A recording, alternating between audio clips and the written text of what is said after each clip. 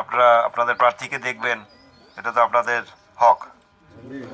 আমিও আমার ভোটারদেরকে দেখবো, এটা তো আমার হক। তো একটু হক আদায় হইলো আর কি, হক বিনিময় হইলো আমাদের। আর সঙ্গে সঙ্গে জানলাম, দেখলাম আপনাদের এলাকার করুণ অবস্থা। 54 বছর গেছে দেশ স্বাধীন হওয়ার পরে, 12 জন এমপি বানাইছেন আপনারা এই পর্যন্ত, কিন্তু আপনাদের অবস্থা এরকমই থেকে গেছে। কেন এরকম থাকলো একটু চিন্তা করলে বোঝা যায় যে আমাদের ভোট দেওয়ায় হয়তো বা গন্ডগোল ছিল একটু।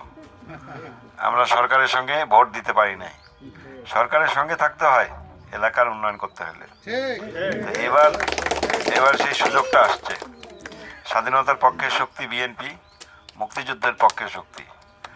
এখন দল দুইটাই আছে নির্বাচনে, এক বাংলাদেশের পক্ষের শক্তি, আর একটা বাংলাদেশের বিপক্ষের শক্তি।